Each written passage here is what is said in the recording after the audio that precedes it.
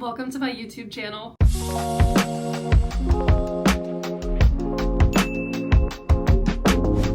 Welcome to my YouTube channel. This is my very first video and it took me a little bit of time to really figure out what I wanted to post.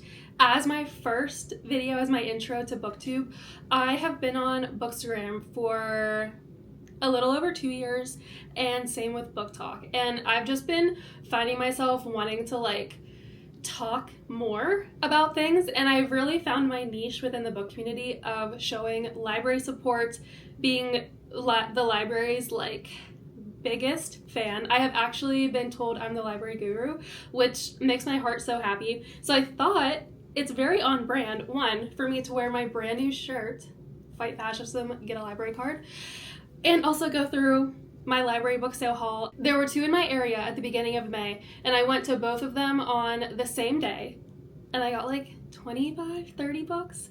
But one of them was the last day of the library book sale, so it was the brown paper bag day where you fill a brown paper bag and get all of the books for $5. No brainer to fill the book, or to fill the bag. So yeah, I have about 30... I have 20 books. 20 books that I got from the library book sale, and I thought it'd just be fun to go through them together. So let's just get right into it. The first book I got, and actually I've already read this, is Fevered Star by Rebecca Roanhorse. This is the second book in this trilogy, and this trilogy, amazing. If you have not read this series yet, go and read it. Actually stop this video and go and read it. I read this book I think in less than 2 days, and this is a hardcover, and normally I am a paperback girly, but for library book sales I make a huge exception. I just grab whatever book I think sounds good or one that I want to read. One, because it's showing support for your local libraries with library book sales. The money that they make from these sales goes directly towards that library, so I'll forever be picking up hardback books from the library book sales if it means more money goes to the library. The next book I got was The Last White Man. I also read this book already. I don't know how I feel about it. I've definitely seen mixed reviews. It's a short book. I mean, if you want to read it in one afternoon, you could probably pick it up. I don't know that I would really recommend it to a mass following, but it was fine. I also got 2 books by Jasmine Guillory, and I have read The Wedding Date and also her latest book that just came out. It has a pink cover and it's sapphic. I can't remember what it's called, but I didn't really like them too much, but I did pick up both of these because my intention is to put them in little free libraries in and around my area, and these are 2 of the books that I got as part of the brown paper bag sale, so I thought I might as well just buy it and put it in little free libraries in my area, and that way it's also helping to, diversify my direct community a little bit more, and also giving money to a local library. The next book I got was Burning Bright Things, and I actually have no idea what this book is about. The cover, I really like the cover, so that's kind of why I got it. But it says, a visceral, tender, and brave portrait of addiction, recovery, and motherhood. So I thought that this would be a pretty good book to read whenever I'm kind of in a lit fic stage. I also got Transcendent Kingdom, and I am currently in the middle of reading Homegoing by this author. I've been in the middle of reading that book for 2 months, but I want to make sure I'm in the right mindset to be reading a book like that, and I think the same is going to go for this kind of lit fic book, where I don't want to read it just because I'm oh, I have to read a book. I want to be in the mood to read that type of heavy-hitting lit fic book. So it's I have that one actually on my bookshelf, and now I have another book by the same author. Exquisitely written, emotionally searing, it is also a testament to the author's extraordinary rage and ambition, a leap into completely new territory undertaken with effortless command and raw emotion in language that soars. I also got Love Radio, which I read this book early last year, and it is so fun. I really, really, really enjoyed this book. I also love the cover. The cover artwork, so stunning. They're so plastic on all of these books because I don't know how to take them off, and there's stickers underneath them, and I think I'm just gonna leave the plastic on because the stickers are on the book. So yeah, I really enjoyed this book. I don't know if I'm going to put this one on my bookshelf or if I want to put it in a little free library, because I think this was a really good book to have in the community, especially with it being YA. It's good for a younger adult audience, but me being a 27-year-old also really enjoyed this book, so it's definitely for adults as well.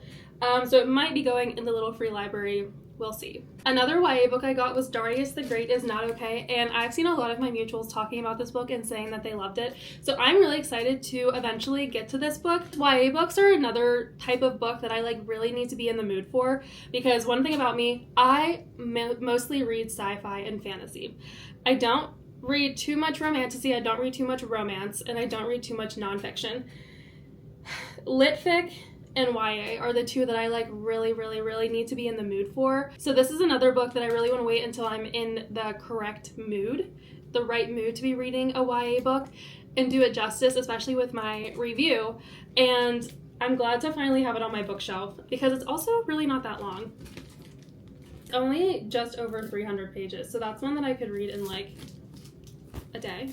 So that will be sometime in the future. I also got Clap When You Land, and I know a lot of people have read this book as well. I'm like in the minority, I think, who hasn't read it, but I actually have gotten it 2 or 3 times from Libby, and I just have never been able to get around to it because I kind of get too many Libby books at once, and then I don't have as much time to read as I think I will. So the loan has expired twice. 3 times. And so now I have it on my bookshelf, and now I don't have to worry about the loan expiring. I can just read it whenever I want. Now this next book is one that I've heard a lot of people talking about, the Passing Playbook. And again, I think I'm in the minority of people who haven't read this yet. I was going to read this for Pride Month. This was actually going to be my first read for Pride Month. And here we are again. I like really have to be in the mood for YA. And I was in the middle of And They Were Roommates, which is another YA book, and I chose to finish that first because it was an ARC that I received, and so I didn't get to this. But I will get to this. Okay, switching gears a little bit, I got Shards of Earth.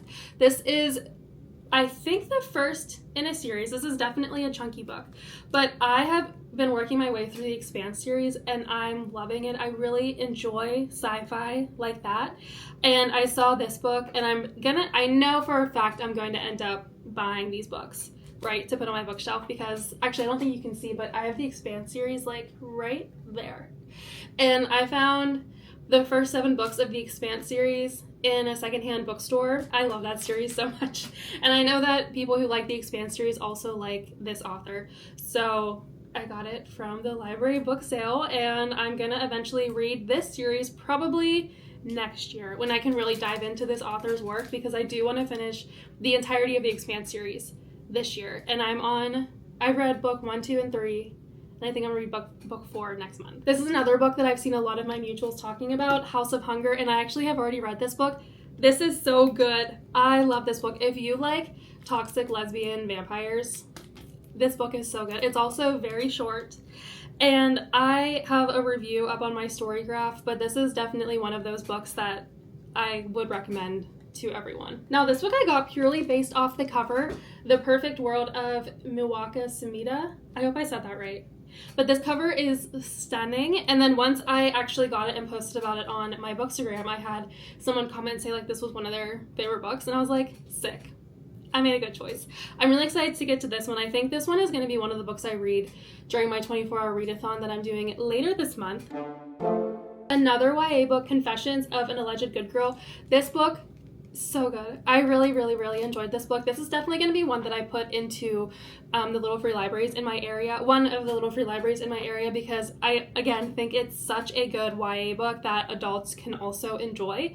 And I think that that's the kind of book that I would want to put in little free libraries where like a lot of age groups could, borrow it and read it. And I think I actually read this book in one day, which I know it like kind of looks a little chunky, but it's a really quick read, and it's just such a good coming of age book. Another coming of age book, You Should See Me in a Crown. I actually have not read this book, and I know, again, I'm like in the minority of people who haven't read this book. I'm really bad about keeping up with like books that everybody reads, but that's okay, because books are forever. This book has been one that's been on my radar for quite some time, and even like the author quotes on the back, there's some from my favorite authors, Mason Deaver, Kaysen Callender, so I'm really excited. Now, I haven't seen many people talk about this book, This Is My America, and I think, that might just be like the side of the book community that I'm on that's a little bit more adult fantasy sci-fi focused, but I haven't really seen many people talk about this, but I was really intrigued by the synopsis. Crucial look at the American justice system delivered as an uplifting read full of love, conquering hate, and of justice delivered in the face of injustice. And I feel like that's very timely. The next book I got, Red at the Bone. I read this and I enjoyed it, and I actually didn't realize that it was large print until I got home, and I was like, oh, that's large print. This was another one of the books that I got as part of the brown paper bag sale, and it's probably gonna go into a little free library because it's a large print and I probably will never read that, but that's okay. I'm happy to put books into little free libraries. I do that very often, and actually I think my tattoo artist is going to have a little free library like box at her shop, and I'm gonna save these books for if she does open one, because I think that'd be really, really, really cool to kind of like fill her little free library with books that I have. So we'll see. They definitely are just gonna be like on my bookshelf until then, but that's okay. I also got this book, Take My Hand, and this is another one that kind of deals with like heavy hitter topics about history, and I do think that it's important now more than ever to continue to consume those types of books and those types of literature and those types of pieces of fiction. The only thing I hate about it, it has the Book of the Month logo. I hate the Book of the Month logo, but I'm willing to suffer through it on my bookshelf because I think it would be a really good read.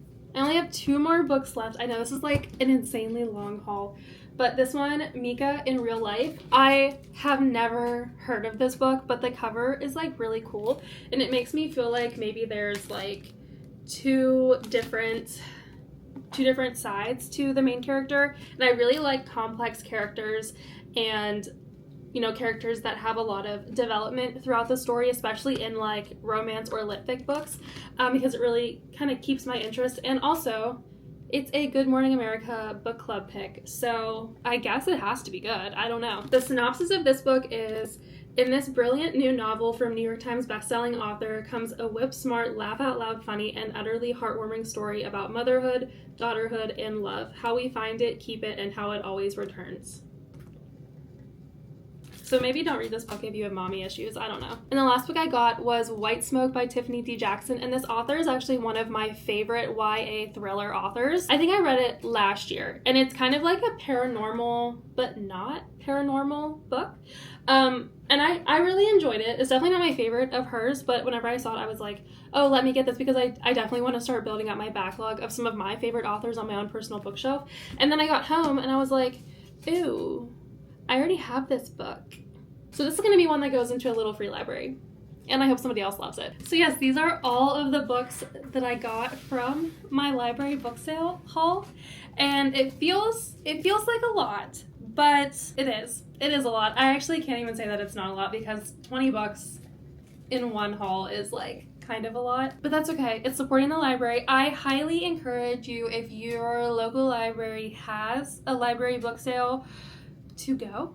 Even if it's just to be a foot in the door, you might find one book that you really like. So I got these books, 20 books for like less than $20. That's how cheap they all were. So yeah, live, laugh, love the library. Go to your local library. And if you're there and you don't have a library card, also get a library card while you're there. I'm gonna continue to go to local library sales, and I hope you do too. And I think that's it. I think I'm done with my first video. I don't know how to end it, so I'm just gonna say thanks for watching.